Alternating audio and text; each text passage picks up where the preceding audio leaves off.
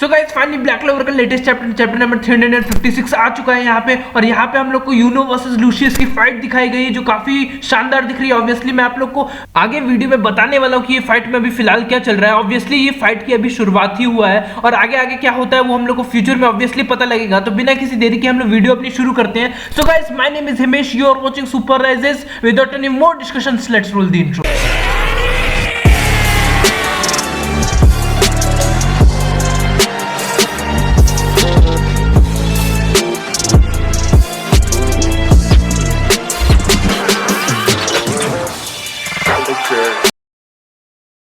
इस चैप्टर की शुरुआत होती है जहां पे हम लोग देखते हैं लूशियस बोल रहा होता है कि तुम ताकतवर तो हो लेकिन उतने ताकतवर नहीं हो कि हम लोग को रोक सको। जहां पे हम लोग देखते हैं कि आसमान में कई सारी एंजल्स आती हैं और उनमें से एक होता है लेगलेस एंजल्स। और मैजिक नाइट्स जैसे ही उस लेगलेस एंजल को देखते हैं उस पर अटैक कर देते हैं लेकिन उससे उसको कुछ इफेक्ट नहीं पड़ता। इनफैक्ट मैजिक नाइट यहाँ पे बोल रहे होते हैं कि उसके पास कुछ ज्यादा मतलब उसके पास मल्टीपल एट्रीब्यूट्स है मैजिक के और ट्रेमेंडस अमाउंट ऑफ मैजिक है। जिसको सुन के मॉरिस बोलता है इस दुनिया में जितने भी लोग ऐसे थे जो रहने लायक नहीं थे इस दुनिया में, उनको हमने लिया है और गार्डियंस एंजल में मॉडिफाई कर दिया है और ये ऑब्वियसली मॉरिस का एक काम होगा। और वो यहाँ पे ये भी बोलता है कि जो इस दुनिया को खराब करने में लगे थे और वही इस दुनिया को सुधारेंगे भी। What a rational world this is and what Morris is saying is kind of true. अब यहाँ पे जो मैजिक नाइट्स है वो अपना होप हारना फिर से चालू कर देते हैं और बोलते हैं कि इससे कोई फर्क नहीं पड़ता अगर तुम नोबल हो या फिर नॉर्मल मैजिक नाइट हो, यहाँ पे आप कुछ भी नहीं कर सकते, यहाँ पे हम लोग होपलेस हैं। उसके बाद यहाँ पे पीछे से ग्रीन लैंटर्न का एक मैजिक नाइट खड़ा होता है जो बोलता है कि नहीं तुम ये बात गलत बोल रहे हो। और ये वही है जो रॉयल एग्जाम में था यूनो की टीम में, आप लोग को याद होगा। और यहाँ पे बोलता है वो कि कुछ भी हो जाए चाहे हम लोग को फाइट करना पड़ेगा और हम लोग को यहाँ पे पीपल को प्रोटेक्ट करना पड़ेगा। और यहाँ पे हम लोग सोल को देख सकते हैं जो लोअर क्लास को एकदम एक्नॉलेज करती है और बोलती है कि भले इनको पता कि वो लड़ाई नहीं जीत सकते फिर भी वो लड़ते थे और वो स्ट्रांग भी हो गए ऐसा करके। और यही सेम बात मेरे लिए भी जाती है जहाँ पे हम लोग देखते हैं कि वो अपना एक गोलम को अपीयर करती है और साथ ही एंजल का है एक अटैक को डिफेंड कर देती है और उसको ये यकीन नहीं होता कि उसने ये अटैक कैसे ब्लॉक कर लिया आखिर। और यहाँ पे जो मैजिक नाइट्स है उनको भी यकीन नहीं होता। तभी अचानक से हम लोग देखते हैं कि सोल के पीछे एक लिटिल फेरी है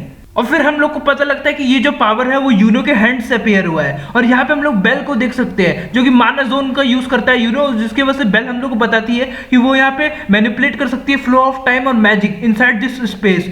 टेक्निकली बोले तो यूनो ने एक स्पेस क्रिएट कर दिया गया है और यहाँ पे इस स्पेस में क्या होगा कि जितने भी यूनो के एलाइज हैं उनके मैजिक स्ट्रॉन्गर होते जाएंगे और जो उनके एनिमीज के मैजिक है वो टाइम बाय टाइम वीक होते जाएंगे। जहाँ पे हम लोग देखते हैं यूनो अपना स्पेल फाइनली एक्टिवेट करता है, star x wind spirit magic never never land.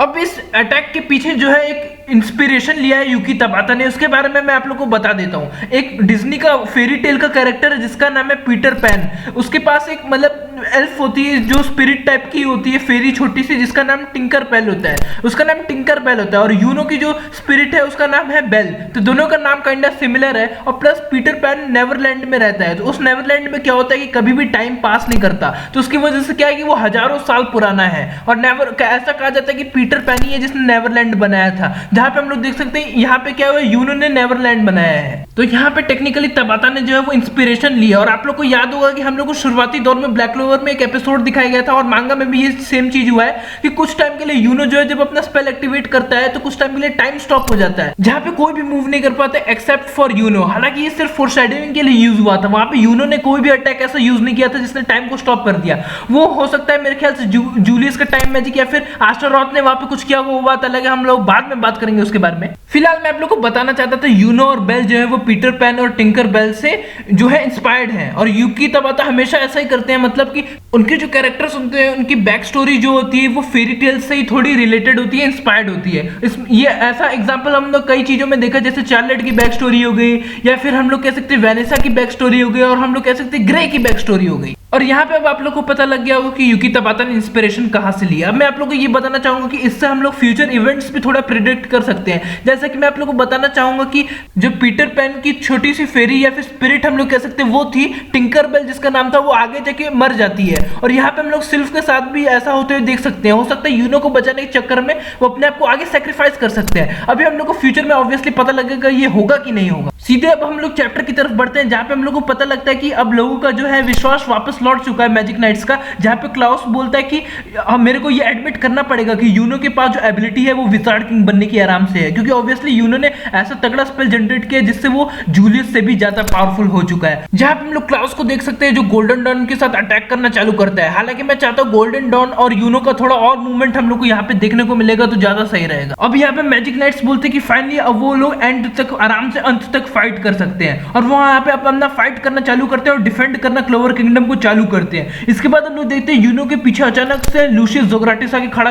हो जाता है और अपना टाइम स्पेल यूज करता है, जिससे वो टाइम ऑर्ब में यूनो को कैद कर देता है। जहां पे लूशियस बोलता है कि टाइम मैजिक के बेसिक के हिसाब से वो एज बहुत ज्यादा बढ़ा देता है उसके कैप्चर हुए विक्टिम का और उसको मार देता है। लेकिन यूनो यहाँ पे डायलॉग में बोलता है कि in Neverland time does not पास।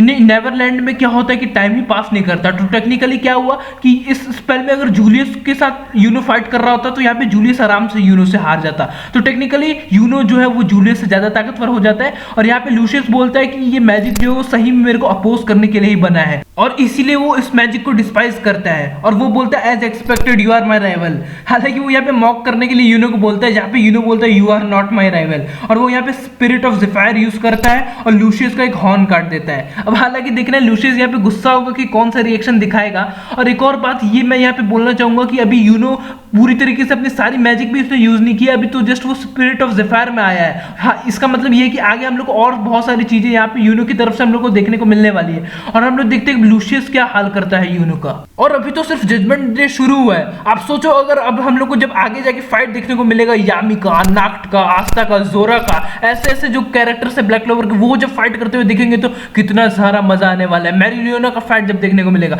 तब तो असली मजा चालू होगा। अभी तो यहाँ पे कुछ भी शुरू नहीं हुआ है। तो गाइस ये चैप्टर आप लोगों को कैसा लगा आप लोग मेरे को बता सकते हैं कमेंट सेक्शन में, और आप लोग को किस टॉपिक पे वीडियो चाहिए वो भी बता सकते हैं। Thanks for watching my video. My name is Himesh, you are watching Super Rises, rise above all.